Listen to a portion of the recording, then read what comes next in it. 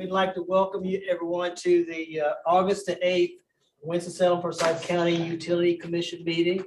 Our first item on our agenda is to welcome a new member to be sworn in. So at this time, Skip Brown. Who is the? Beth, okay, Beth is going to sign him in. So you want to go ahead and take care of that now? Okay, Mr. Brown, you're just sworn by placing your left hand on the Bible there in front of you and raising your right.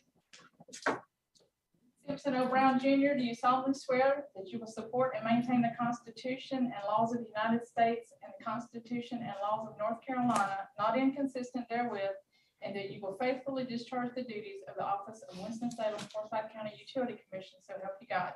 I do. Simpson O. Brown Jr., do you solemnly and sincerely swear that you will support the Constitution of the United States, that you will be faithful and bear true allegiance to the state of North Carolina and to the constitutional powers and authorities which are or may be established for the government thereof, and that you will endeavor to support, maintain, and defend the Constitution of said state, not inconsistent with the Constitution of the United States, to the best of your knowledge and ability, so help you God? I do. Simpson O. Brown Jr., do you solemnly swear that you will and will truly execute the duties of the office of the Winston-Salem Forsyth County Utility Commission according to the best of your skill and ability, according to law, so help you God? I do. Thank you. If you'll just sign the bottom there, I'll take that from you. Okay, if I sign in blue. It's okay, that's great. All right. Welcome. Welcome. Yay. Good, good. We're glad to have Commissioner Brown with us now going forward. And I know I've known him in the past and a lot of different things been involved with it with. And certainly we welcome your input as we go forward on our commission items. So I guess at this time we will have a roll call. No, you're fine. Okay. Chair Wesley Curtis, Present. Simpson O. Brown, Present. Commissioner Harold Eustache, Present. Commissioner Tom Griffin, Here. Commissioner Yvonne Hines, Commissioner Hugh Jernigan, Present. Commissioner Dwayne Long, Present. Commissioner Chris Parker, Here. Commissioner Charles Wilson, Present. Commissioner Alan Younger, and my apologies, Commissioner Brown. I said minister, but I meant commissioner, so that's it. Thank you. Very good. So at this time, I guess meetings have been called to order, and so I'll turn it over to Chris. Okay, welcome everyone. Go ahead and share our screen. Get started here.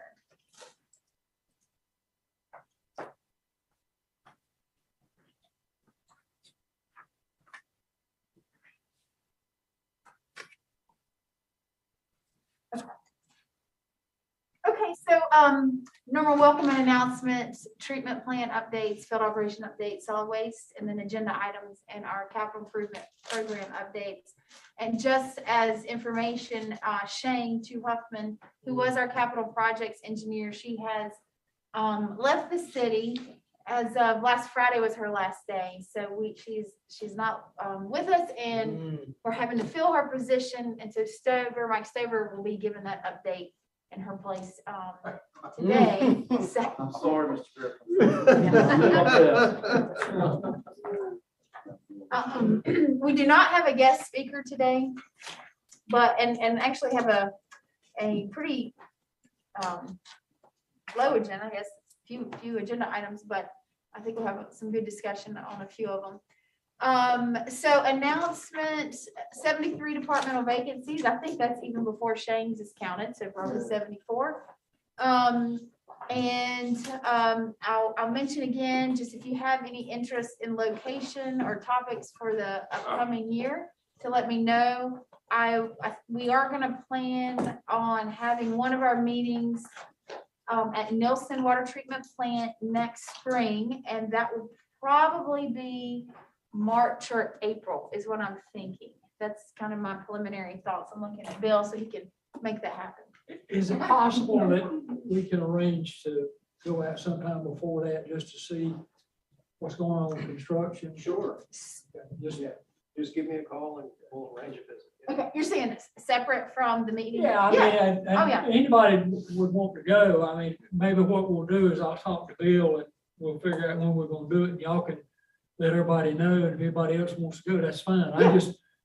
I'd like to go at some point. I've got a couple verbals, but I'd like to see it. Oh, yeah. Have you coordinated the, I guess, orientation for the meeting? No, and that's what I thought that might be a good one just to tack onto the orientation. So for the new members, I did mention last month that we will be doing an orientation.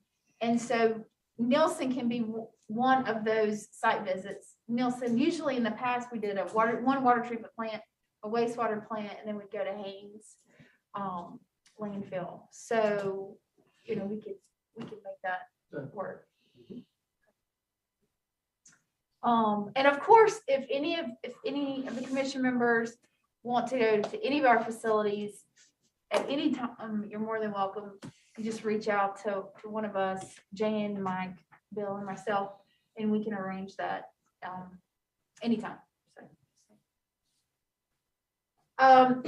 We will have a booth at the Hispanic League's Fiesta downtown on Saturday, September 10th. So we just like to remind you of these different community events that we participate in, which seems pretty often. I don't know where y'all went. But we do try to partner and sponsor a lot of these events at the core booth there.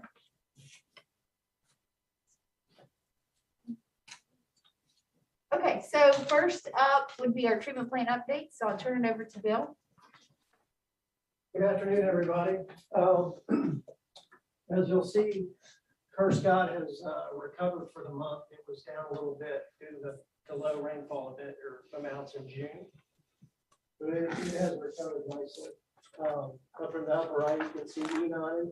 And those values typically correspond together. That doesn't always happen, but usually the rainfall, you can notice a distinct similarity in those two numbers. In the lower left, we have the rainfall calendar by calendar year in inches for this year. I'll go into specific numbers on the next slide. And then this is the drought map for North Carolina. And we're currently out of the area that is abnormally dry. So average production for July 2021 was 40.6 NGD. For this year in July, it was 39.5, which is a 1.1 NGD decrease, which is about 2.7%. That, I believe, has everything to do with rainfall. We had almost 5.2 inches of rain in July, which is above average for this time of year. Last 14 years average was 14.1.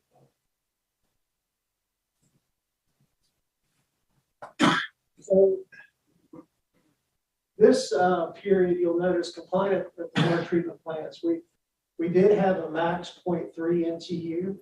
That was measured at Swan. And that was the result of taking a clear well out for inspection. When the plant was started back up, it caused a bump in turbidity. Of course, because we know why that happened, we have to report that value. No compliance issues. It's still well below the 0.3, 95% of the time, and the max of 1. So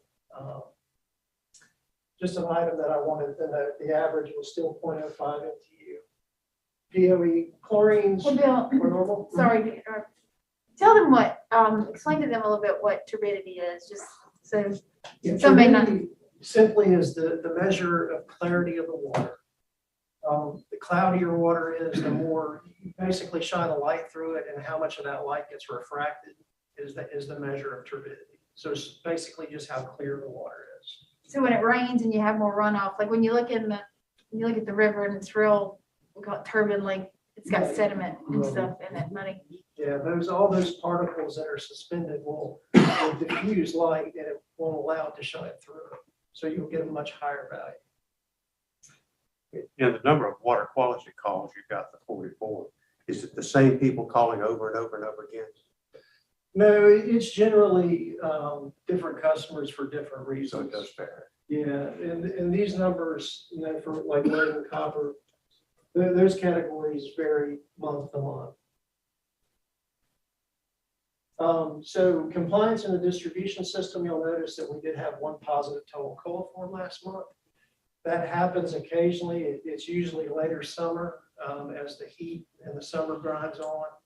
We occasionally get a positive here or there. When that happens, we have to go out and resample. We have to resample within 24 hours that original sample spot, plus within 5 connections up and downstream. All those came back negative, so there were no issues there as far as compliance.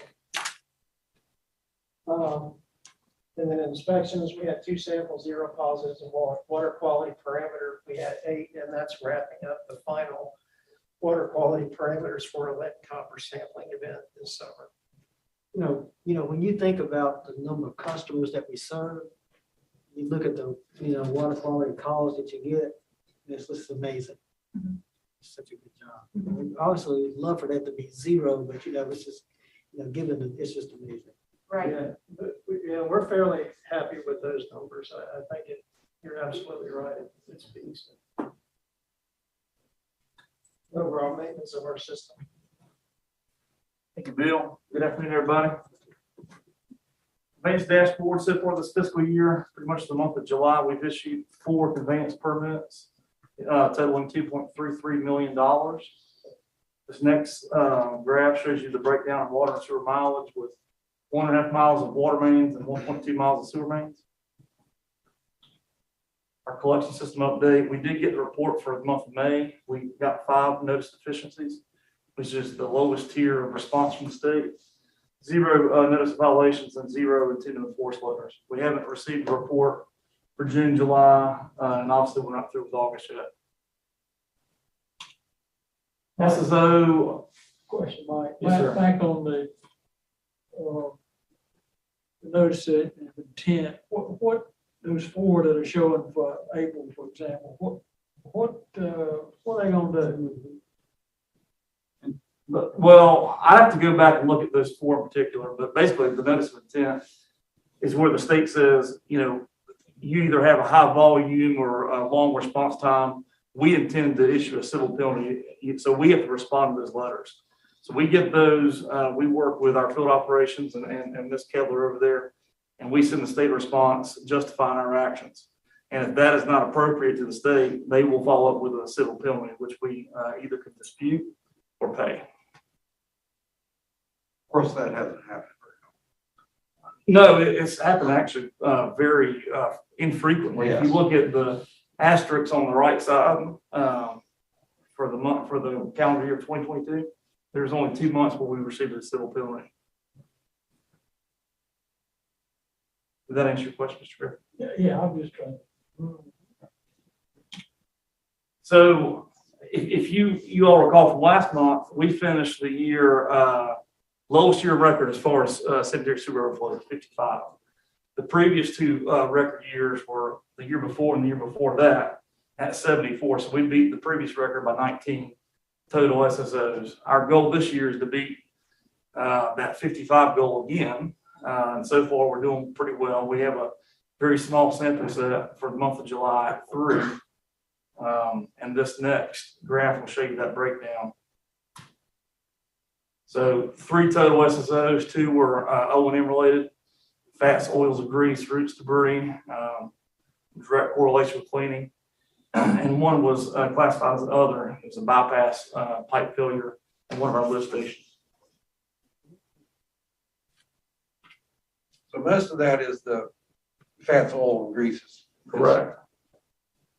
Are there certain parts of the distribution system that you're finding that the fats, oil, and grease is more in some other areas?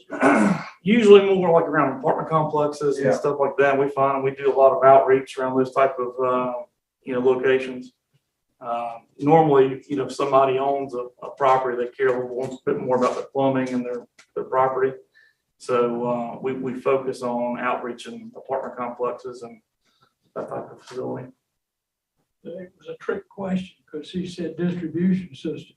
I know. I heard that. I wasn't going to. I know, just ignore that. Not really distribution. Elections. I was afraid somebody's gonna catch that. Cleaning productivity. So our permit requirements 10% of our system every year. Our scheduled cleaning goal is 18%. We're on track to meet that again this year. Mr. Parker had asked for an AMI update. It's been several months since we provided one. There was one item on your agenda for meter boxes and lids, so we did want to provide this.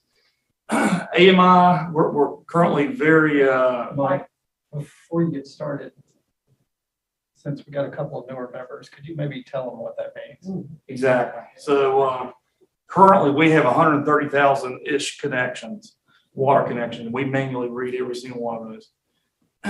What this program is going to allow us to do is transmit that data electronically through a network, through towers and everything. So rather than having, multiple meter readers out and about every single day,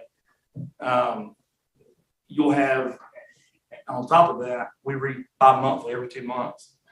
So we'll have live meter reading, I don't know, every, minute, once an hour, throughout the entire system. So today, we're still kind of in the infancy of the program. Alpha and beta were pilot programs. Those are complete. We've installed 18,299 AMI meters to date. There's roughly 4,000 that still need endpoints installed on those, and we haven't gotten to those yet. That leaves roughly 116,000 complete installations remaining. Gamma, which you all approved several months back, we're going through the survey on that right now, and deployment will start sometime in September. With full deployment. That should be 2021, right? September 2021. No, it's September of this year. So Oh, it started. Gamma Okay. installs, we've done the Okay. survey, we're doing the install starting Okay, next month. sorry. With full deployment for the remaining, I think actually it's probably 80,000. Gamma is what, 34,000 meters, I believe. So the full deployment will be next year.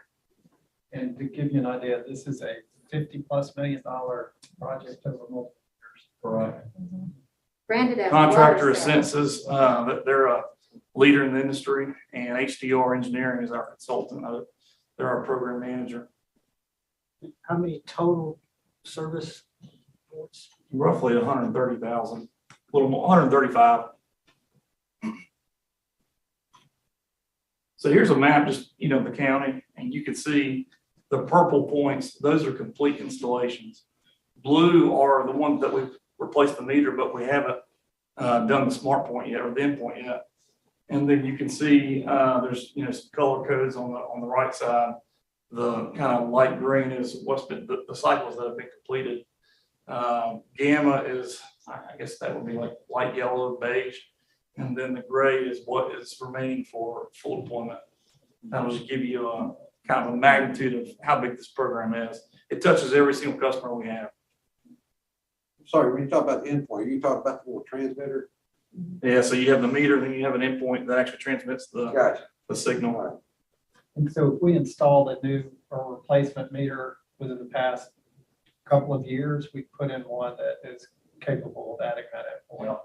So any new connection, if you went and built a brand new house and needed a connection, meter services department goes out there and puts an AMI capable meter in. So anything we're installing from here on out is AMI ready. I think I got the endpoint. I thought I had a little transmitter, everything. So are they doing the whole thing when they put it in? It depends on who's installed on it. If it senses, they're going to do everything at one time. If it's a new connection, our box is up to spec, everything's ready to go. Our meter service division will install the meter and the endpoint. There's some situations where we have to replace the meter, but the box is out of conformance, and we will replace the meter and then send that back to Concord to get it spec. So this system won't require someone to come to my house and read the meter anymore? Correct. We will have a bunch of tech people over there on a computer that can do electronics. Next slide, please. One of the things we found early on in the program, we estimated about 20% of the connection would be non-conforming. That means that a box would be buried.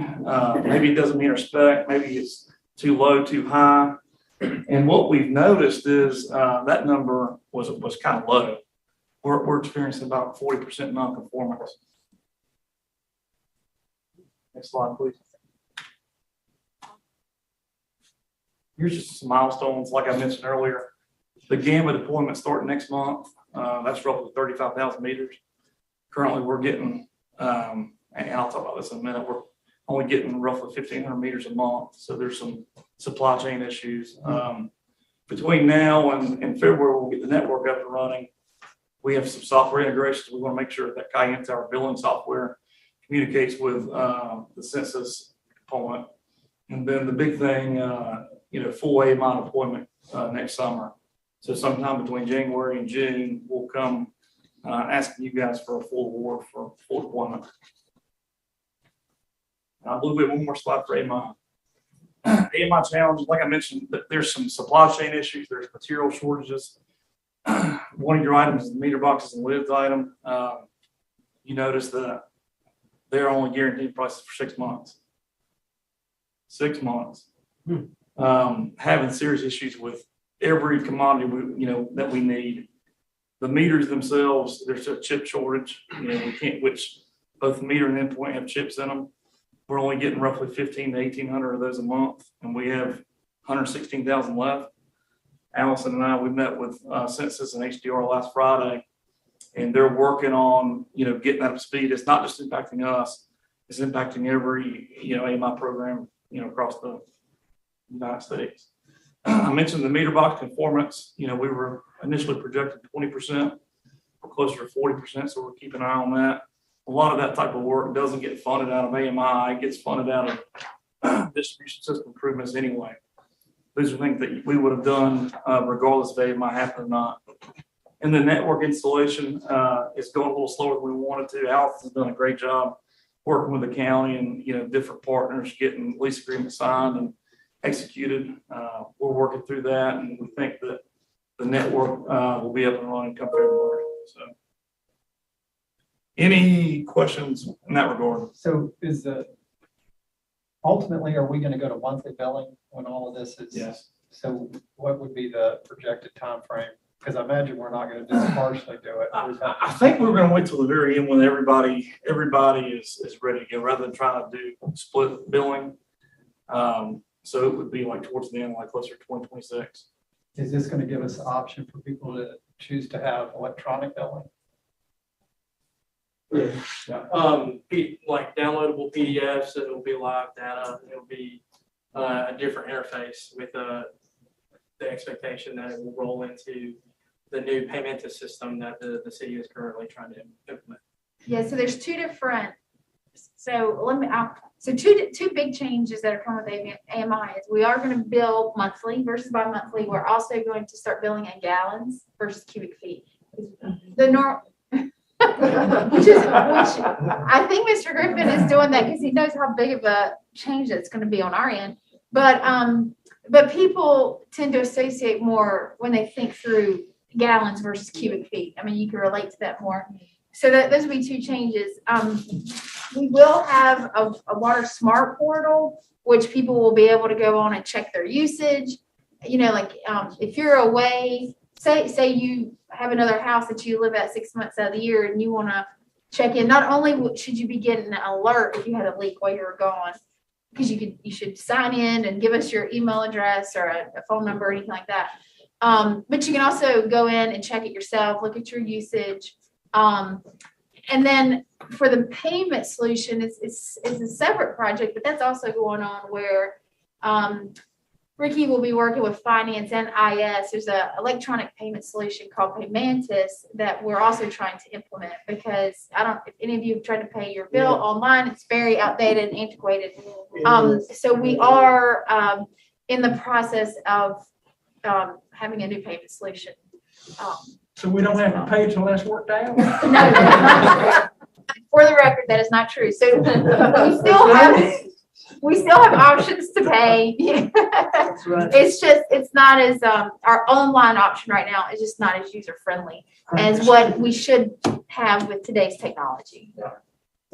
Flood my yard. Might I add, we call it AMI, but that's a really internal jargon term. The public doesn't know or understand advanced metering infrastructure, and you don't need to explain that. So we have a brand, it's Water Savvy. So that is the public facing brand and name for this program. There are 2 web pages already dedicated to this. a main webpage that has the introductory video that pretty much answers everything. And also the FAQs. So anything you want to learn about it, you can start there, cityofws.org/watersavvy. So what are we projecting the percentage of residents that would actually sign up to get this information electronically?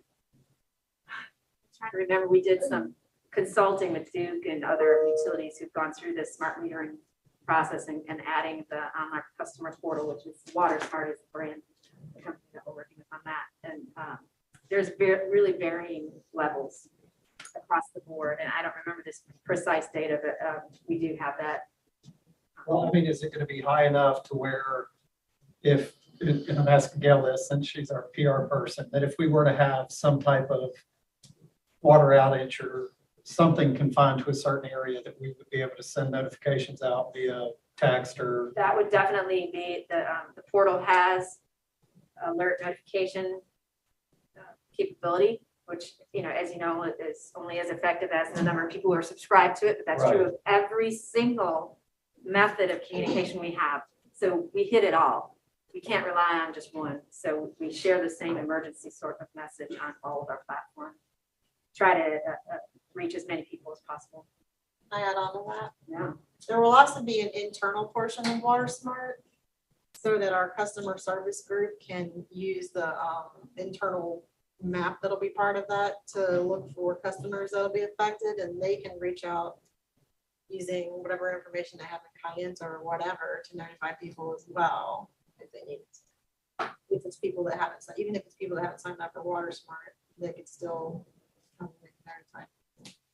Maybe look at our billing system software but we will definitely be pushing people to sign up. So there'll be a lot of marketing and communications to get people to sign up for that portal for sure. And that portal is called My WaterSavvy. So WaterSmart is the behind the scenes.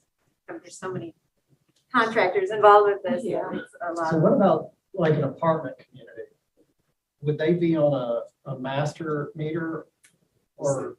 Most of them are. Most of them are, yes. So then how would we communicate with them if it's? So we would be communicating with the department With the manager. account holder. Yeah, of the that account- meter. And then it would be their responsibility to share that information with their residents, however they normally get that information out. Any other AMI questions? Oh, wait, did you give me a date on when you think this is? When we're gonna actually go to monthly billing and? So we're projecting the full deployment to run through 2026, December 2026. So roughly about that time frame. What did we originally project? Can't remember. Else, do you remember? I want to say through the end of 2020. Yeah, I want to say this was a 3-year program. The issue we're having is supply chain issues, which is outside of everybody's control. So what we're trying to do, we're pushing them as, when I say them, since as hard as we can. And we're looking for every opportunity we can to expedite that schedule and try to crash the schedule. So I think December 2026 right now is worst case scenario, but we hope to be well ahead of that. Thank you. All right. That's it. Thank you, Mike. Thank you, everyone. So we'll start out with an overview of last year's financial results. And we should know these are not audited yet, but they are the way we ended the year as of right now. Expenditures in the solid waste fund were 8.9 million. So a little bit less than last year, which was about 9 million, and about $1 million less than the budget as well. Revenues, 12.6 million, thank you, which is a little bit higher than last year and obviously higher than the budget. Red is last year and blue is the. So relatively good year financially. So we're into 2023 right now, not a lot of data to report yet because we're just 1 month in, but we took in 22,043 tons at Ainsville Road Landfill, so a little bit under the budget at that site. And definitely under last year, which was pretty heavy. At the construction and demolition landfill, we took in a little bit more than the budget, 3,696 tons at that site. And then finally, just wanted to give you a quick update on the Swan project at the landfill. I've got some handouts here if you want to see them. We did hold a meeting on July 14th that we had talked about previously. This was discussed the project with the neighborhood, and it was a relative success. I think we had 12 attendees after sending 96 notices out to people that live nearby. Is that you there? It is, yes, he was kind enough to come and was a big help. Yeah. Zena Johnson and Council Liaison. There is one thing to note about the schedule. The meeting has been pushed from August, which would be this Thursday, to the September meeting. So we will be on the planning board agenda in September instead of August. It gives us time to resolve a survey discrepancy that was found. Is the planning board the one that requires public hearings? It is a public meeting and there's, I think, 12 minutes for each side to talk. Right, So got yes, it would be an Yes. opportunity for the public to speak for sure. But we've not had any calls from anyone. That doesn't appear to be a controversial. So So the sense of the people who visited, they seem satisfied. As far as we could tell, they left the meeting satisfied, generally speaking. That's great to hear. Yeah, we thought it was a success. When it comes to the commission, that will be obviously a public meeting that somebody could, we're gonna require them to sign up or just anybody So are shows up or. you saying, because it's gonna go to the planning board for approval in September, and then after that, it'll go to the council for Correct. approval in It October. would have to be adopted by council. So it really doesn't, the site plan amendment doesn't need to go to the commission. Now, when we issue a construction contract, I guess, is that what you're referring to? Well, no, actually, I didn't realize because it was just a wall, we were not enlarging the footprint. Right. I didn't realize it had to go to the council to be approved. It's a 10% increase in volume. That's what triggers it. So it's an increase in volume that's causing that to occur. Mhm. I was thinking that it was more probably gonna be a dimensional deal, but, so that would be a public meeting would be, yeah. Right. That's correct. And the franchise for the facility I was- also has to be renewed. And I would assume that you would want to adopt that franchise. Yeah. That this board would also adopt it. The council will have to approve that as well. But if it's the same way it was done in 2000, both parties, both city council and this commission adopted the franchise. Well, the reason I was asking about Yeah. the commission was I didn't think you had to go to the board, but going to the board, that takes care of it. Yeah, yeah. That's real. But that is a good point. I'll just expand on the franchise agreement just a little bit more, Jan. So part of the MSC wall, the permitting process, obviously, there's this site plan amendment that has to take place. And the trigger again is the increase in capacity of 10% or more. And also, there's a franchise agreement between the city of Winston-Salem and the utility commission that was executed in 2000-ish, Right. early I 2000. think it was maybe 99. And it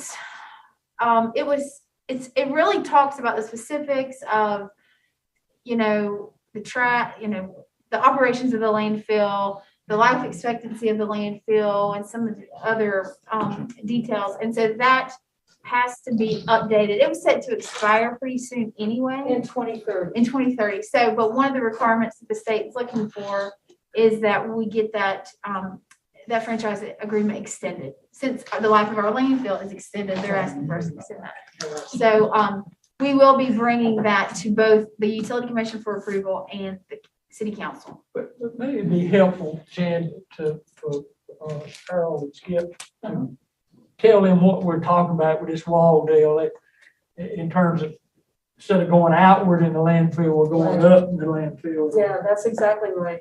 It's a structure that's built around the perimeter, the base of the landfill, that allows us to increase the capacity that's available to put waste without expanding horizontally. Footprint. There's some diagrams and information on this that might help explain some of that too. Yeah. Anything else? Yeah. Okay, so that concludes our regular updates. Any other questions before we move to our agenda items?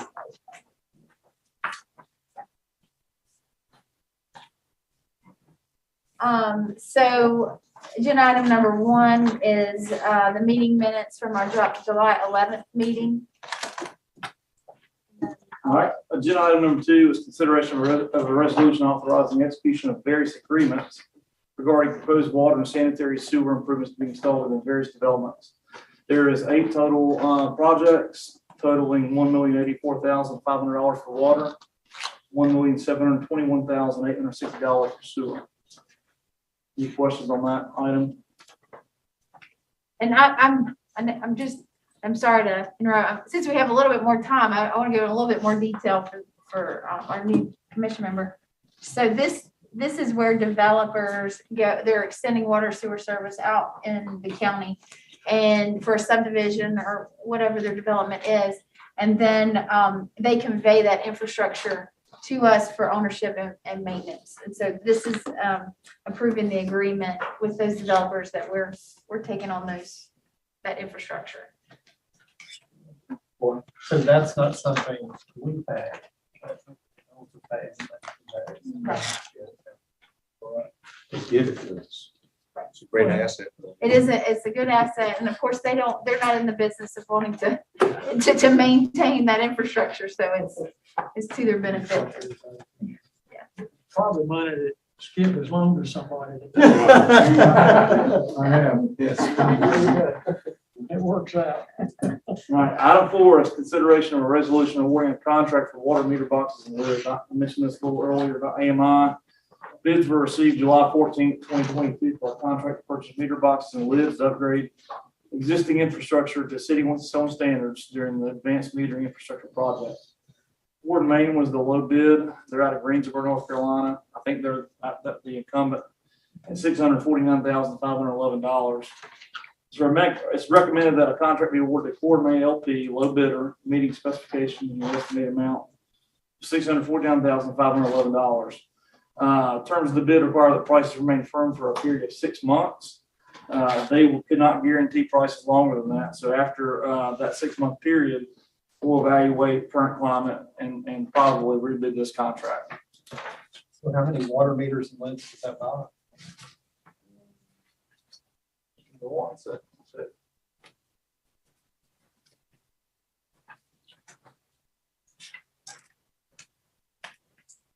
So there's several different items. There's 4,000 meter boxes with lids. Those are 5/8" meter boxes. The lid only, there's 6,500 of those. Some of the boxes are fine, but we got to replace the lid because there's a hole drilled through there for the transmitter. And there's, I think, 200 1-inch boxes and roughly 50 1.5", 2-inch quasi boxes. So what is the percentage that you've seen in price go up for these? I figure you might ask that. We have a bid tab from the last contract from last year and one from this year. I can go through there and just tell you the increased price if you like. So for a 5/8" meter box with lid, it went from roughly $65 a box to $99 a box. For the lid only, it went from $18.09 to $26.32. For a 1-inch box, roughly $90. It went to $111. For a 2-inch box, 1.5", 2-inch quasi box, it went from $587 to $1,175. So they're unprecedented price increases. You know, we've talked about this with chemicals. We've talked about it with, everything we buy keeps going up. So we're keeping an eye on that and trying to navigate that climate. Any other questions on item 4? Or item 3, I'm sorry. Item 4, consideration of a resolution awarding a contract for utility asphalt concrete repairs. Our field operations division, they have a need for every utility cut to restore the asphalt and concrete. We used to historically have this work done by our streets department. 3 or 4 years back, they're having the same staffing challenges we are, and we decided to contract this work out. It's worked out really well over the years. We're getting a lot more work done a lot quicker. Like I said, the purpose of this contract is to provide on-call services to make repair to portions of the streets that have been cut, damaged, or removed for water and sewer line work. Bids were scheduled to be received on February 9th, but fewer than 3 bids were offered. Project was re-advertised with a bid due date of February 17th. Only 1 bid was received from AAA Paving. They're our incumbent. We're very happy with them in the amount of $562,410. The engineer's estimate was $798,000, so we got actually some pretty decent pricing there. The initial, we'll not skip over one. AAA Paving Winston-Salem LLC submitted MWBE affidavit B to self-perform 100% of the work required on the contract. If they, for some reason, can't self-perform that work, they're going to be subject to the original MWB goals of 6% minority and 4% women-owned business. The initial contract term will be from date of award of today through June 30th, 2023, in the amount of $562,410. And the terms of the bid allow for us to extend that contract for 2 additional periods, which would take you through June 30th, 2025. Any other questions on item 4? So Mike, looks like this is an excellent opportunity for MWE, I guess, except for the asphalt portion of it. Is that where the, trying to have more smaller firms being able to do this work? Concrete is usually there to kind of meet those needs, but it's asphalt issue. Well, I think the as far as affidavit B goes, they can perform all of these duties, so there's nothing to subcontract out, and we allow that. So my question, I guess, is not this particular. This to me is a good opportunity for MWE to participate and be a part of it. I realize we only got a few responses, but I think that if we're trying to incorporate that more of that opportunity, these are the kinds of projects that kind of lend themselves to that. First, people are growing and building businesses. I guess it's just unfortunate we didn't get a better response from persons that are in that category. Zach, do you know how many MWB firms were notified of this? Can you repeat that question? Do you know? Did you hear that? Do you know how many MWB firms were notified of this project or this contract? I know that AAA is an MWB. Okay, perfect. Okay, well, there you go. I didn't know that, right? Yeah, there you go. Yeah. But you're absolutely right. There's several different MWB firms that do concrete and even asphalt. Yeah. Well, that's good. That's perfect. Whenever you see that affidavit be being signed, they're saying that they are in fact the MWB. Yeah, 100%.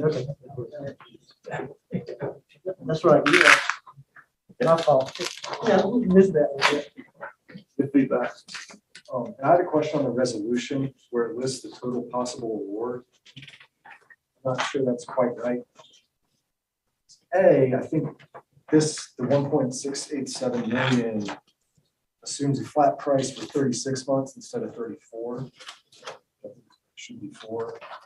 But also, we're just talking about these crazy price increases. It seems unlikely that there won't be CPI increases associated with this. So I don't know, how important it is that this total possible award figure winds up being correct in a couple of years, but it seems like some allowance or some, depending on CPI, it could be so pretty far north of what's there. The 562.4, the total estimated award is correct.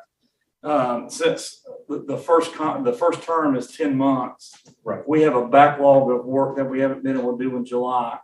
So we issued that full award for the 10 months along with year 2 and 3. So that should be 562.410 times 3. As far as the CPI, that's a great point. Chantel, do you know how we handle that? Let me ask, so what Mike Stover's saying is that we're gonna have an issue in the full 562 for this 10 months, but it's gonna be a full year's worth of work because there's some backlog. So that's all right, got it. Okay. Yeah, and then as far as your CPI point, that's absolutely true. And at this point, we just estimate because we don't know, so we don't want to Or just like, or And I think that underwriting something, I category might has- just kind of come up with some reasonable guess for what CPI might be. So we have a. That concrete area has So, a different capacity of changing as much as the Right. parts and materials, the meter boxes and the lids. Yeah. We know that they're going to change because it's so hard to get metal. The concrete is staying a little bit more stable. And so that's why we just kind of put it there. And it's an option in a year or whether or not they want to continue on with the contract. AAA can opt out of this thing in a Yes. year, Yeah. if prices go crazy, and Yes. they can bail and I'm just. you'll have to rebid it, and they'll be bidding 700,000. Yeah, that gives us the opportunity to extend it if we want to. Right. And both parties have to agree to the price. But that's why we have that in there.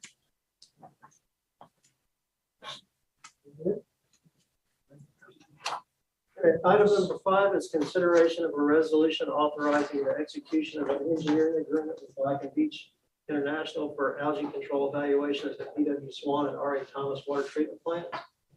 Both of these facilities have very large raw water reservoirs that experience algae growth in the summer months, which can result in treatment issues such as particle breakthrough, along with taste and odors. To determine the most efficient and cost-effective method to address the algae growth in the existing reservoirs and evaluation of the existing treatment process at both plants must be performed. This project was identified in the 2020 Water Facilities Master Plan. RFQs were issued, and based on the evaluation, a panel was formed, and based on the evaluation of the panel, Black and Beach was selected. Staff requested a scope and fee from Black and Beach to perform the services of this evaluation, and staff negotiated a fee of $537,300 and recommends approval. Do we have any questions regarding this item? I do. Yes, sir. On the evaluation, which is Exhibit A, so that's Section 5. I looked down through these categories, and all of them make sense to me that they can be calculated for some reason, except I don't understand how you calculate understanding of the project. It's based on the engineer's proposal and their overall understanding of the problem and how their approach to resolve it. So it's like you're grading a blue book in college or something like that. I mean, you're taking that text and making something. Subjective to some degree, is that what you mean? Yeah.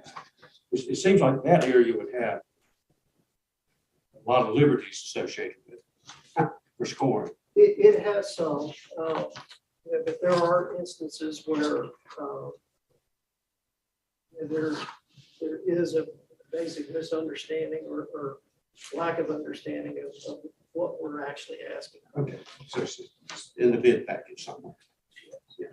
The second question down, the other first Stan Tech, that it's got a past performance score, but I don't recall their name. Have we used them recently? Yeah.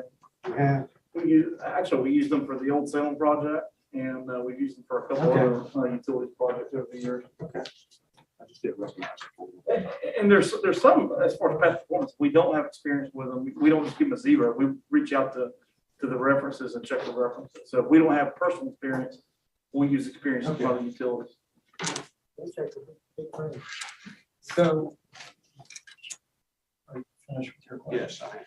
Okay, so Bill, I've got a question. I have not obviously seen the RFP, but as I'm looking at this looks like some type of study to come up with a plan for these 2 treatment plants at a cost of over $500,000. And what else is involved beyond a study? Right, it's a little more than a study. Think of it as in 2 components. It's really broken into 2 pieces. 60% of that amount is for the procurement and installation of what are called SONs. What do? SONs, it's SONDE. Okay. They're devices that are used they're in water reservoir devices for real-time monitoring. The challenge with algae is it's a living system, and algae blooms can develop very, very rapidly. And the way that we're currently doing things is we're collecting samples. Some of them we're sending off to be analyzed, and we're getting the results back, so we can be 2 to 3 weeks behind what's actually happening. And it sets us up to be, or the operations staff, to be caught flat-footed. So this project is deciding which type of sondes we want. And you can buy them with a multitude of different analysis probes on the head of them. They look like a torpedo that you kind of put in the reservoir, and they monitor different parameters like chlorophyll A, pH, conductivity, dissolved oxygen. So we would purchase those because we're fairly confident that the recommendation is going to come out of this to buy the sondes anyway. It was recommended in the master plan. So we figured, why not purchase them up front and use them for the evaluation? And So that's about 60% of this cost.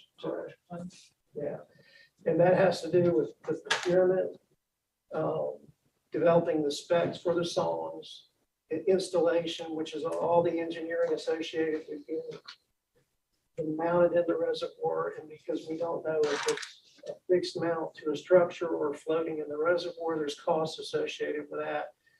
It involves the integration into the plant system, so plant staff can monitor this in real time.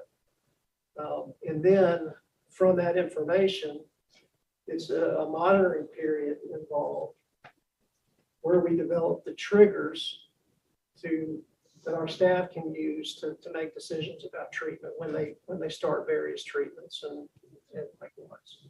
You're actually installing. Correct. Yes.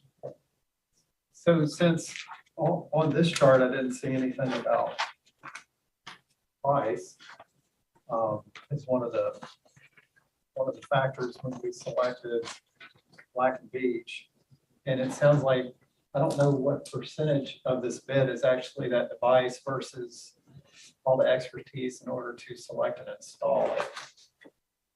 Well, the best estimate that we had was from numbers from the master plan, which was around $45,000. However, For one or two. that's for one at Swan. But we've, like Michael said, anything involving electronics or chips, we've just seen incredible price increases. Vendors for, instruments are tacking on 10% surcharges just because of they can't hold their prices, for very long. So, does that answer your question? Maybe just kind of go with me on this. Are we seeing in Guilford County and Mecklenburg County, are they installing similar devices? It really depends on their raw water setup. I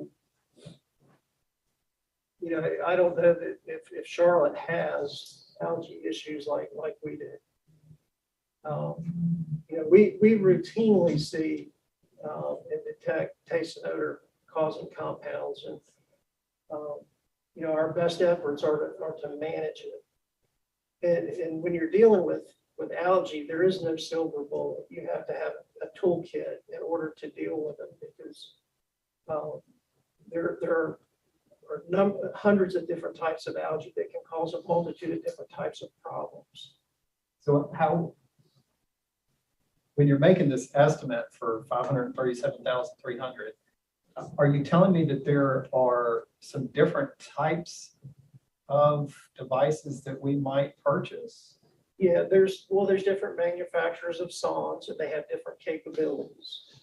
And this project would determine what the unit is, what capabilities it has to meet our needs, and then of course the installation and integration of that.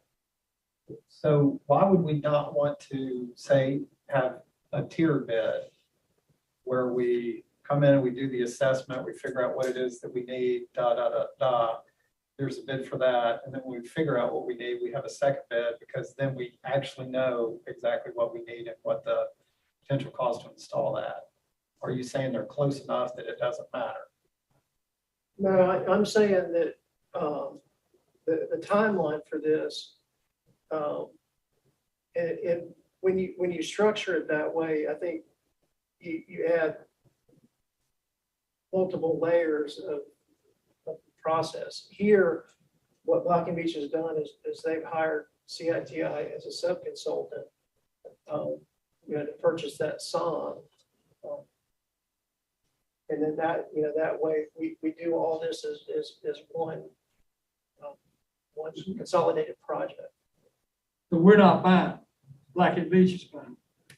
It's being purchased under their contract. Can we keep them? Yeah, we're gonna, Yes, sir, we would install them in the reservoir at Swan in that same way. Bill, I've just been trying to figure out, listening, what it is that Black and Beach is doing it all then. They're gonna figure out what the sign ought to be. They're gonna buy them, and they're gonna install them, and they're gonna gather the data. And then they're gonna come back and tell you what the data's telling them. Is that? Well, our staff is gonna be involved in that process. Yeah. We're gonna take a look at, at what the capabilities of the units are, what we know to be the issues that we face are, and give them input, and then they're gonna figure out which units can meet those to meet those needs. And then we'll agree, and then it'll be purchased under their contract. Is it not your, trying to tell you your opinion, but I'm asking your opinion. Is it not your opinion that if we didn't have springtime, river flush, large basins, we probably wouldn't be facing this problem? Because you don't face it at Nielsen because you got small raw water basins, right? Yeah, that's correct. This problem is directly related to the size of the basin. And the state required us to have large basins at Swan, I remember. That's correct. And I guess when we redid Thomas, they did the same thing at Thomas. Is that true? They did not, because the infrastructure was already there. Okay. But here, they required a minimum of 3-day storage, but that's at max flow, but the plant can be built out at 50 million gallons a day. Trying to get everybody to understand that water's sitting there for a while and it's got nutrients in it in a flush in the springtime. I won't blame anybody for the nutrients that are in the water. But that sits there and that causes algae bloom. And so if we didn't have large basins, we wouldn't have this problem. Well, we could still have it, I guess, potentially given certain situations, but. Yeah. What's the timeline for, once it's awarded, how long is this expected to last, this process? Well, we would purchase and install the songs before next year's growing season. And then we would use them throughout the summer to evaluate and determine those trigger points. And then we're going to build a program around that for our staff to use these to alert them to. So it's like a year process. Correct. That's correct. Really won't run the analysis till next summer, I would assume. Is that correct? Yeah, the first priority of business would be to get the signs purchased and installed. So it'll be more than a year before we even know anything at this point. So these different types of songs, is there a price difference between the different types? And what do? Do they distribute different types of chemicals? What is it that they're doing? No, think of it as a device that has several probes on the end of it, and each probe runs a different analysis. So that you buy them and you can configure the types of analysis that you want for them to run. And then based on that, we know different types of chemicals to put into the water to treat it for an algae bloom or to prevent an algae bloom. Yeah, that's part of the evaluation is the strategy to once we start to have growth, what are the impacts and what's the best way to treat it? Because there's various algicides that can be used. Copper sulfate is a common one that you see a lot. is indiscriminate and kills algae, and that can be very problematic. But there's also treatments using peroxide, which are not as destructive, but they interrupt an algae's ability to reproduce. So as part of this evaluation, we would be looking at those different treatments and which is the best to use in that situation or in our situation. Okay, so I need to put this into my medical terminology. Okay, so if I've got a resident who has an infection, say a UTI, I'm going to send their labs in and they got to culture it over a time period in order to determine what type of antibiotic to give that resident. Because if we just give them an antibiotic based on, yeah, they got a UTI, but we don't know exactly what is growing in that UTI, then we're not doing. So is that what you're saying, that this Swan device is going to be able to run tests in order for us not to be guessing at what we need to put into the water? It'll give us more, so in the end, it's going to save us on chemical costs because we're going to be putting in the right chemicals for the right algae bloom. Yes, I believe ultimately it will save in chemical costs because it will alert us to when is the appropriate time to use chemicals. Some of them may be what we currently use. For example, activated carbon. Right now we feed it based on what we think, when we think we need to, but we can use these songs to determine an actual trigger point that says, okay, now is the appropriate time to start feeding this. And because the taste and odor compounds are particularly tricky because there are people that detect some of them. The ones that we experience most are called MIB and geosmin. MIB is that musty odor and taste, and geosmin tastes like dirt. The tricky thing is they're detectable at very low levels, and people that are sensitive to it are extremely sensitive to it. There's 6 people that called in last month. Yes, you're absolutely right. We do have indicator customers that call every time. And if you're not that sensitive to it, and operators can sometimes fit in this category, they get desensitized to it. And you don't want to be in a situation where your customers are telling you have a problem. So the Swans will give us the triggers that we need to implement the treatments. And it may be later in the season than we do now, because right now we just do it because we want to head a problem off before we get Proactively. Yeah. So what kind of warranty are we going to get on these devices? What's the life of them? 6 months.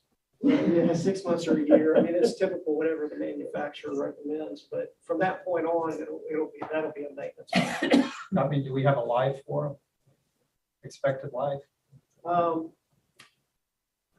don't know the answer to that, but I can find out. Because you're saying that you said 45,000, but let's, say it's 60,000. So 2 of those is 120,000, which means that 400,000 plus of this is the expertise knowing what to purchase and then what we're going to install. Not exactly. You remember I said 60% of this project is for the songs.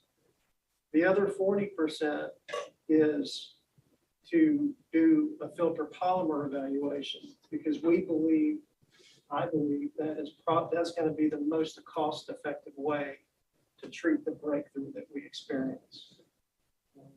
You're one of the kids.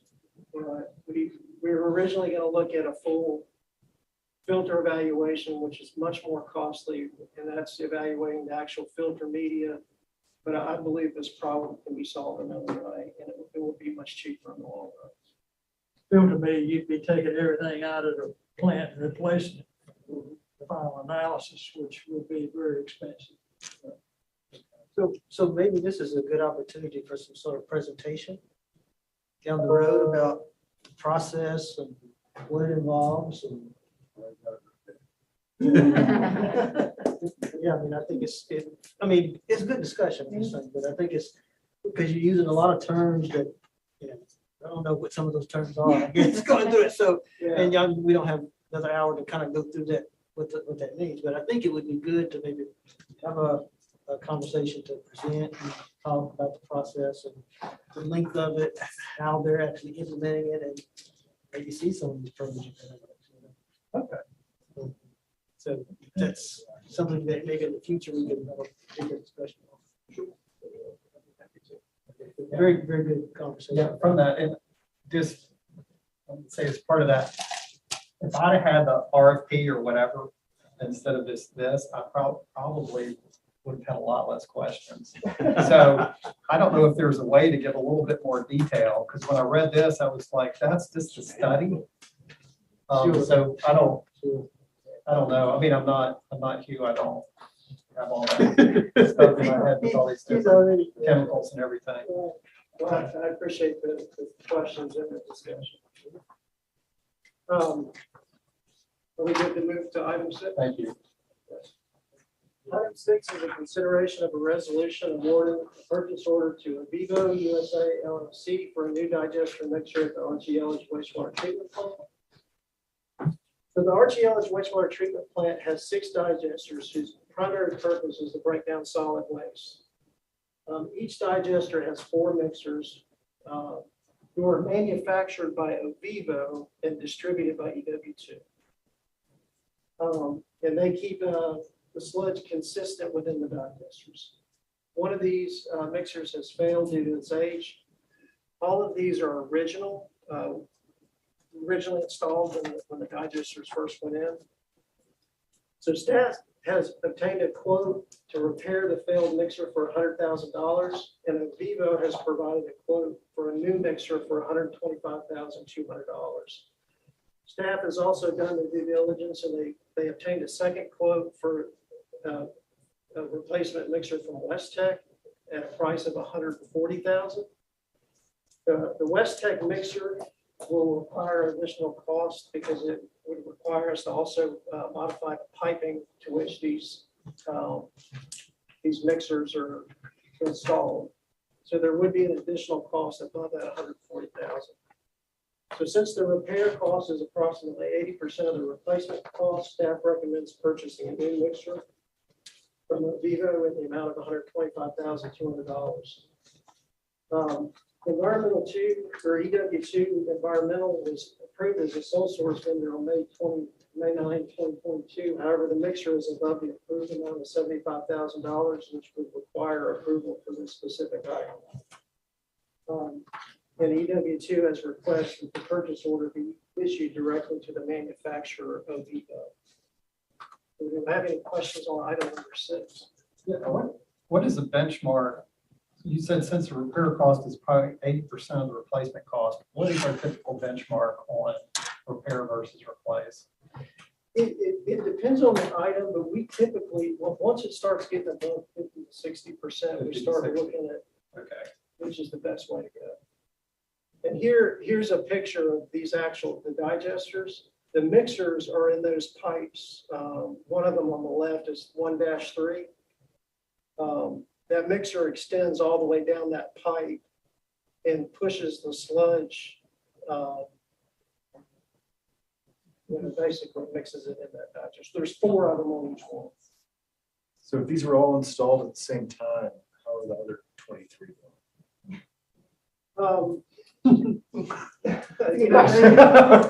They call them plant ship.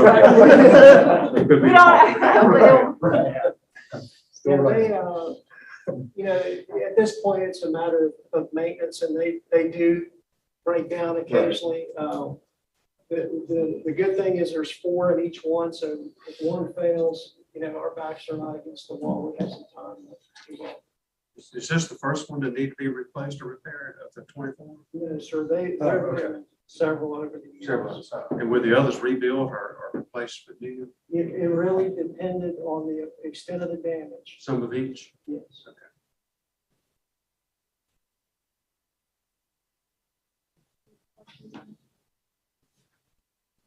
Okay, our last item is a resolution amending the rules and regulations governing the proceedings and standing committees of the Winston-Salem County Utility Commission regarding regular meetings and remote participation meetings.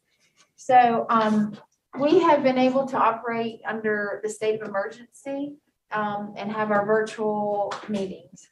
So the state of emergency for North Carolina is set to expire August 15th. And from what I hear, the governor is not going to extend that state of emergency. Therefore, we fall back under our normal meeting procedures. And currently, the city of Winston-Salem's ordinance says that we can people can participate, or not currently, previously, it said board members could participate virtually in certain situations. So if they had like a personal illness or they just didn't have an ability to get to that meeting. So it's very limited. Recently in June, the city council approved an amendment that allows they extended the option for people for board members to participate virtually to if you just had a conflict or something, say if it's you had a work event that's somewhere else. Anyway, it's a bigger, there's more reasons why you can participate remotely. In addition to that, the boards and commissions, they saw that there was some higher participations in boards and commissions. So they wanted to open it up to allow continued virtual meetings if the chair of those boards determined that it was feasible. So this really, and let me add one more thing. It also requires that the board comes back into meeting in person to adopt the fact that they can continue meeting virtually. Okay, so we are in person. And basically the main purpose of this item was to update the standard rules and procedures of the commission to include that we can have virtual meetings. And I think it is section 2-G, it's added. It says the chair of the commission or the chairs of the standing committees of the commission can decide to hold meetings remotely, virtually for any reason, provided the public is afforded access to the meeting and that all notice procedures are adhered to, consistent with Winston-Salem City Code, section 2-33.1. So that gives us the ability to meet remotely if we decide to, going down the road, or we can still have hybrid meetings like we've been having. The other, some other minor changes while we were in here looking at this, we made some changes we changed secretary to clerk, chairman to chair. We have changed the meeting time since COVID. Things have changed. So under 2A, we're no longer meeting in the city hall, council chamber of city hall. So we changed it to Bryce Stewart. We're now meeting at 12:30, where we had been meeting at 12, at 2. Our regular meeting was at 2. So those are really that's most of the changes that you see. I will note, I know there might be some more discussion about this from previous conversations that I've had. Pre-COVID, we advertised, we had a regular meeting at 2:00, and that's what you see in here where it's marked through. Our regular meeting was at 2:00 in council chambers, the second Monday of every month. Before the 2:00 meeting, we had committee meetings that were from 12 to 2. So the commission met from 12 to 2, discussed all of our normal business. Then we left a conference room and went down to council chambers and conducted the official business. And it usually lasts about 5 minutes, 5 to 10 minutes. And literally, we just adopted the items. So all the discussion was had in those committee meetings, and then adopted the items at the 2:00 meeting. So since COVID, it's all been one meeting. We kind of adjusted what we had done in the past. We're not transitioning from one room to the next. It's just been one meeting. And so I know there was some thoughts about, should we still have a committee meeting and then a regular meeting, or is it okay to combine it all in one? And so currently, also, the biggest difference between now and then is that we are online. We are accessible from TV and online. So regardless of whether we say we're gonna announce it at 12:30 or and start at 2, you're gonna be on the camera at 12:30 or whatever the time is. So whereas previously we had the option of going to another room, public is always invited, but you just didn't have the access for online outside that. And so we could have a discussion a little more with a smaller group. I think that in our scenario now, we're either way we go, we're going to be online on the camera. What do we do in an executive session? We cut the online off. You talking about like a closed If you go with a session? closed session, that's correct. Just like any other meeting we have. So what if we cut it off and we got one of our commission members online? How do you keep them So on when everybody else on? if we were to have a hybrid meeting and have Zoom, and if you remember in the past, when we've done closed sessions in the past, we were all participating on Zoom. And what we do is we just cut off the live stream. So it's not streaming anymore. Or they turn down the volume, I think, and just put up a sign. But the people who are in Zoom can still participate. Yeah, that's right. Okay. So I guess I'm trying to understand, we're gonna be required to have live meetings for everything we do? Is that As what I'm long as we have a hybrid meeting.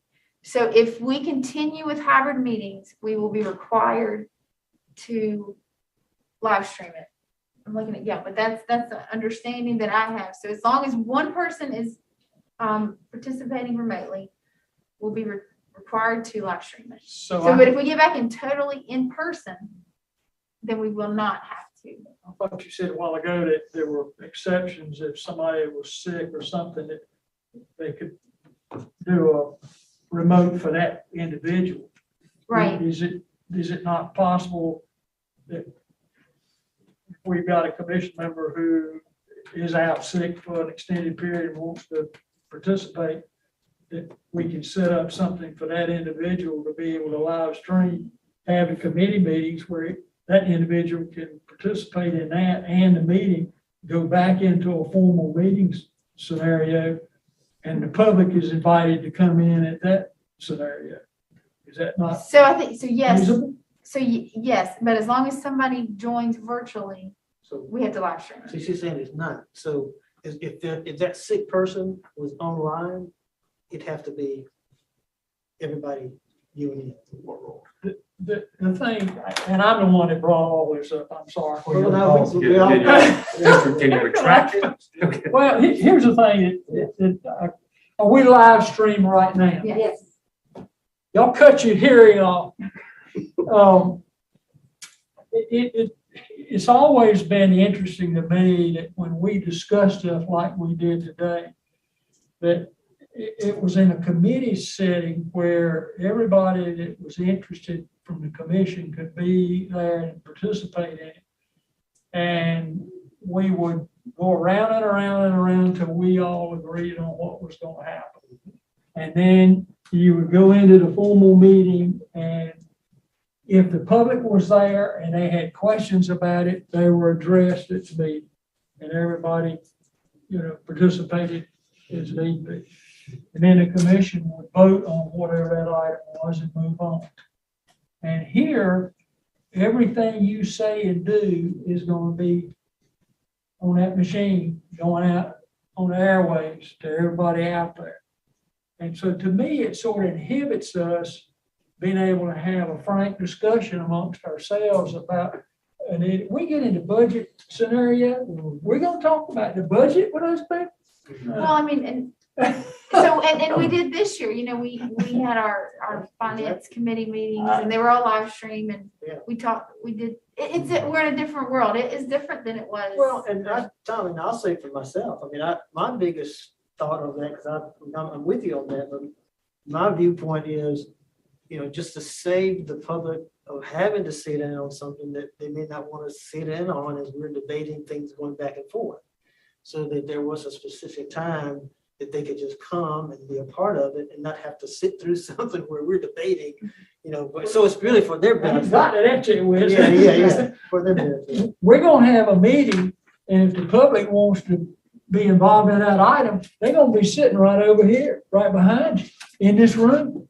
So, And it doesn't, it's not a formal setting where, I just think it needs to be a formal setting. so I will add to that. So if we had a topic that we know that a lot from the public will come, for example, system development fees, we know we had a lot of developers that came. New land fee. Yes. Yes. We would absolutely change the location for that particular Monday. So we would have it in either council chambers or Outside on the street upstairs. somewhere. But if we know that there's something that's gonna be controversial, we will change we can always change the time and the location for specific meetings. There's nothing that says, because we've done that this whole year, our procedures had said 2:00 and we've changed it. We just have a special, we advertise it as such. So We don't have to continue to do it the way we've been doing it during COVID. no, we don't have to. We can opt to decide to go back to a separate scenario if we wanted to. Is this being recorded? Mhm. Yes, sir. Is it being rebroadcast through the city system? No, it's not being rebroadcast. It's being It's live and it's saved on the YouTube channel. so people can go back All and of your watch it. meetings. Anyone can go back and look at any of the meetings. So it's not live. Yes, It it is is. live. right now. Yeah, It's just, it's live and it's stored on the site, so if you want to see it, you can go see it. go back and watch it again. Live and As- recorded. as I'm not going back and watch. So They're why, on the agenda center for each. if all the people that we know are here, we don't have any commissioners today who are remote, why do we do live stream? So today, because of how we had it advertised, we kept it as a hybrid option. We had discussed that, whether we should just go ahead and say it's totally in person. But the decision was made, we've advertised it as a hybrid meeting, so we're gonna leave it as a hybrid meeting. And with the environment that we're in right now, like if somebody called Monday morning and said, I got the sniffles, I feel pretty good where I can participate, but I don't want to come in, we had that option available where people can still participate. That's why we kept it. So we're gonna continue live probably for the foreseeable future for those reasons you just listed. Potentially, yeah, potentially, but what this does is it gives at least an option to be able to make that decision.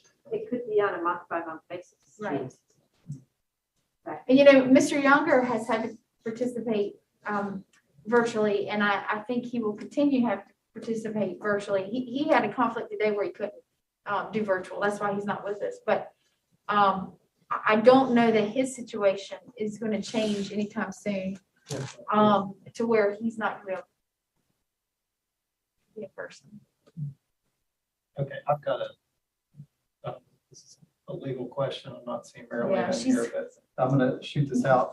I'm looking at what the Forsyth County Board of Commissioners, what they approved at their meeting, which I know a lot of this is based on the city, but I'm assuming that we kind of look. Yeah.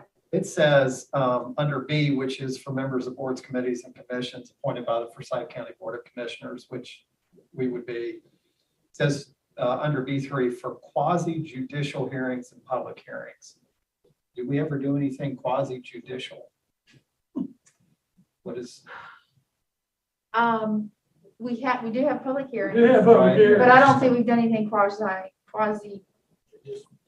But we do, but back to it does not include, public hearings. You have to be in person. I think it's that. Well, what it That's- says, it says the county board must meet in person unless all parties who have standing regarding the hearings have been provided notice of the hearings and agree to remote participation. And for public hearings held remotely, the public is allowed to offer comments simultaneously or by prior written comments, which I think is what this section 2G is that we have. I think that's probably why you put that in there. have to have a public. Where Yeah, it because that's the says, same- can decide to hold meetings remotely, virtually for any reason, provided the public is afforded access to the meeting. Right. And we're following that. So there are some, and that's probably why Angela, I'm sure that's why Angela wanted me to add that Winston-Salem City Code Section 2-33, just the catch-all. Because the county's rendition, what they approved is similar to what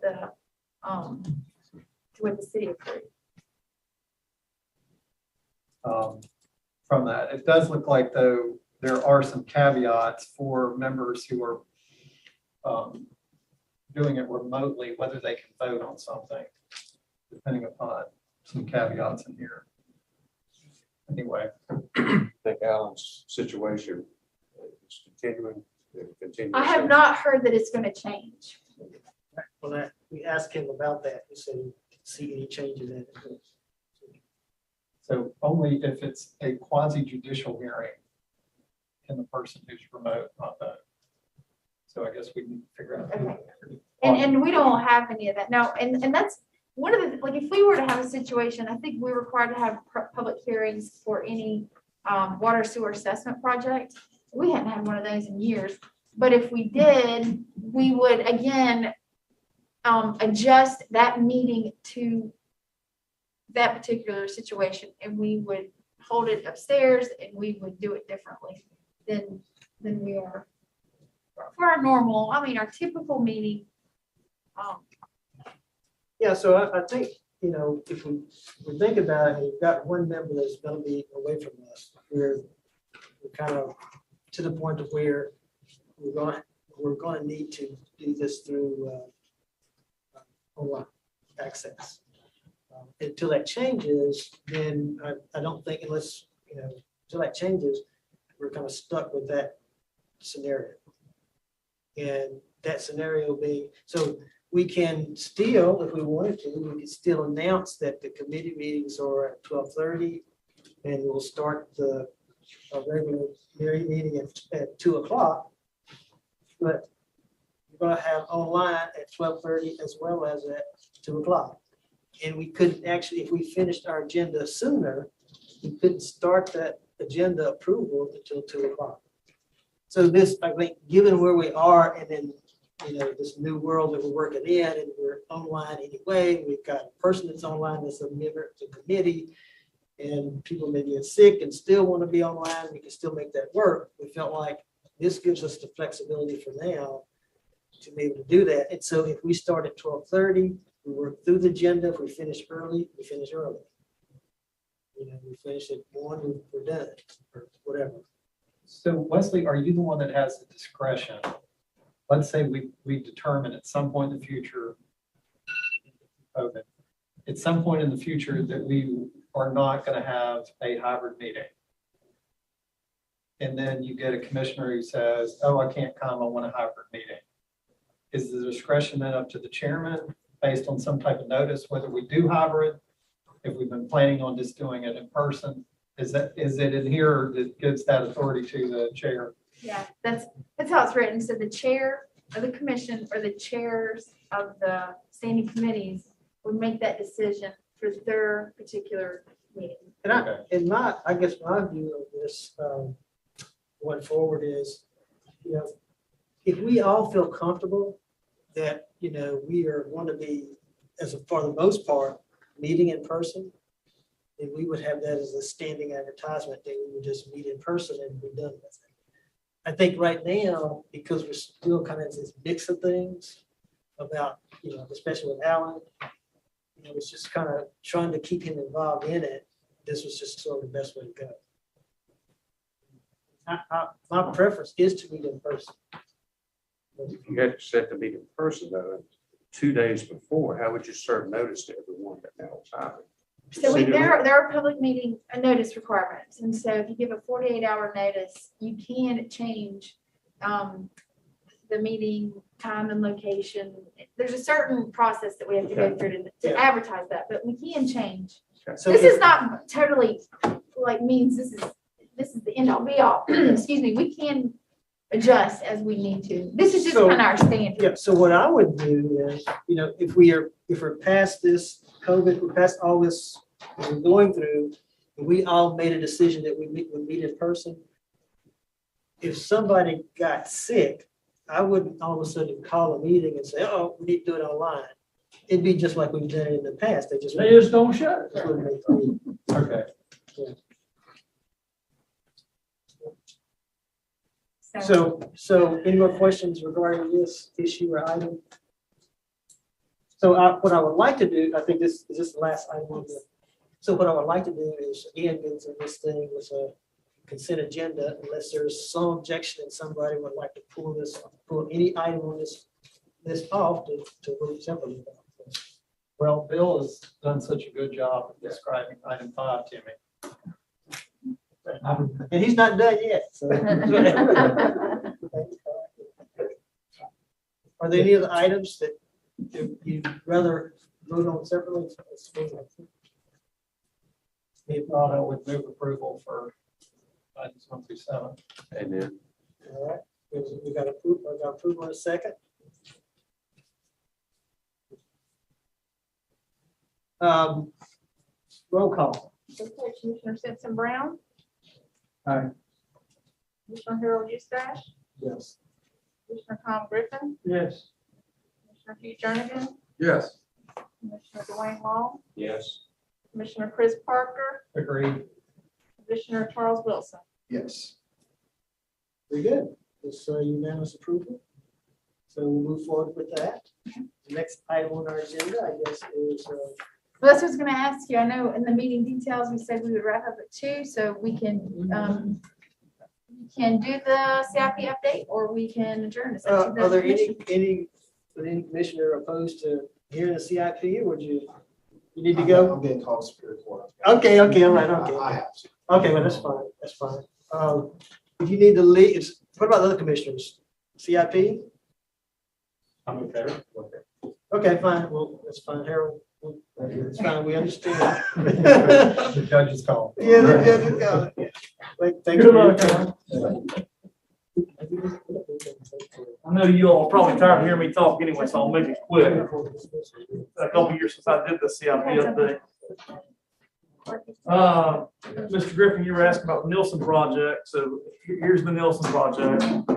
Mr. Parker, last month you asked for us to add the project schedule. So we added a line there. This one is on schedule. We've spent almost $11 million to date.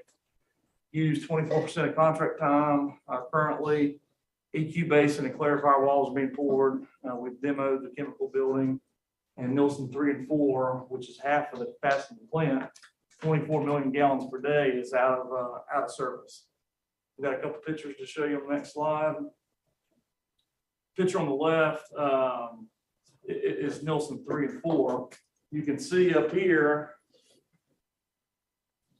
this used to look like that, and they removed the concrete. They're working the set basins.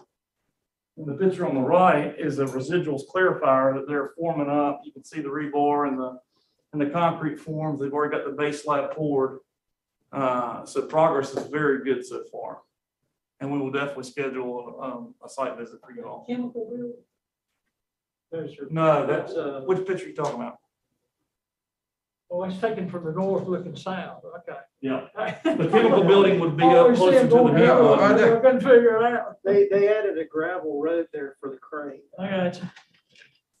I couldn't And understand the it. chemical building is still in service. Yes, They've man, only demoed the 3 and 4 portion. Gotcha. System-wide sewer rehab phase 4, our contractor's KRG, this one's on schedule as well. Expect to be completed January 30th, 2023. They've done some rehab work on Marshall Street. They've completed over 14,000 linear feet of rehab so far. We got a picture here of a sewer connection being tapped into the new pipe burst in Maine. So you can see down here, the pipe burst this HDP pipe. Got a Romax saddle, reconnecting the service line. Are you pleased with the work?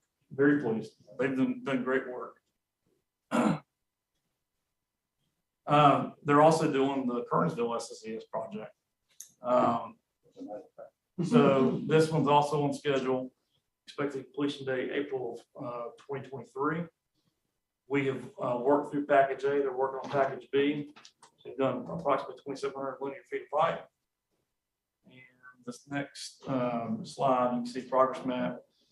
Everything in green is completed. Everything in yellow is what's in progress the next 30 days, and red is outstanding.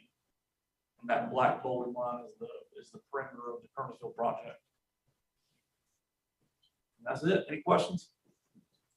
Real quick, what happened in Clemens where they had to shut down the road? Had a water main break. What caused that? I was actually on vacation that day, so was Courtney, but I think it's like an 8-inch water main. I don't know if it was, I don't know if the fire department was flushing hydrants and slammed the hydrant. I don't know if it was just that pipe's particular day to break, but, I don't exactly know if Angela is watching this. Speaking of people watching this, but I did get a text from Angela Carmen, the city attorney. And she said, to my knowledge, the utility commission does not have anything quasi judicial. While the state of emergencies are in place, a local one or a governor one, then one person participating remotely makes it a remote meeting. After both expire, if a person participates remotely, it will not be considered a remote meeting and not live streaming required. Okay, unless a majority participate remotely. Okay, so that's one clarification. So I guess after our next meeting, even if Mr. Younger participates remotely, we will not have to live stream. We will not need to, yeah. We will not be required to. Okay. So, We'll advertise. so you could then go back to a formal meeting. So, you could, you're saying, Well, there's no. You don't have to live stream at Yeah, all. I mean, At that point, there's no need to. you would do your thing here and then schedule 2 o'clock and go in. Well, or. Unless you have a public hearing in 3 minutes, you're gone. You're out of there. yeah, so the only thing is if we waited to do, why don't you go ahead? I'm sorry. Yeah, Why so don't you no, go yeah, first? to that point, which you can, so the idea is if we keep it like we have it now, 12:30, no one's watching live stream, but when we finish earlier, we finish earlier. There's no need to, if you schedule 12:30 and then 2 o'clock, then you have to wait to 2. You know, I had assumed that you would maybe won't have a formal meeting public where they could see it or participate in it. Okay, that's fine with Let me me. ask you a question. The public still could come to that informal meeting if we broke it out too, Yes, correct? yes, Right, yes. first. Well, there was a mystery here a minute ago, who the guy was that got up and walked out, and we finally found out who he was. Nobody knew who he was. He's Charles Archer. He's with Friesen. Freeze, yeah. And these ladies back here are also. I mean, I think, so I want to leave this with, obviously, we relish input. We want people to be able to see, what we do as a commission. I think that it's just a matter of making best use of everybody's time. So for us, I mean, I think if we can, if there's no need for the public to have to sit and wait and watch, if they want to come, they're welcome. The public's welcome, but at this point, 12:30, we come in, there's no live streaming. We've got Alan on the Zoom, and we conduct our meetings. When we finish, and we don't have to wait till 2. Sorry about that. Right. Anything else? Gotta Anything else come before us? If not, I will love to. Well, I'd like to say one thing. I want to thank Gail again for those press releases you send me. I've had several people call me asking about something and refer immediately back to that. And they're really helpful for me. I You're appreciate it. welcome. Only a couple of you are on my list, so anyone, I would hope you would all want to be on it, Yeah. all of the council members. If it's okay, you just disregard what you don't care about and you delete. As you go, I don't have a segmented list, so you Yeah, you hit make it every 3 to road 4. closure. Okay. You may also subscribe to our alerts and our news on the city's website. And that information is on the end of every news release. And I actually post everything on that website before I send out a news release. So if you're subscribed there, you get it first. And, but you also get more things like water shutoffs that are not worthy of a news release because people are getting their water shut off schedule, but already know about it. They get a notice 2 days in advance. But you might want to know, it might be your area, your constituents to contact you. So may I add you all? Anyone Yes. say no? Yes. I think we all, yes. Yes. Take your mind and just tell me, and I'll take you. All right, good. Move to adjourn. I got a second roll call. Mr. Brown. Yes. Mr. Conrad, Yes. Commissioner Heath Jernigan, Yes. Commissioner Dwayne Long, Yes. Commissioner Chris Parker, See, Commissioner Charles Wilson. Yes. All right, so we adjourn. Once we go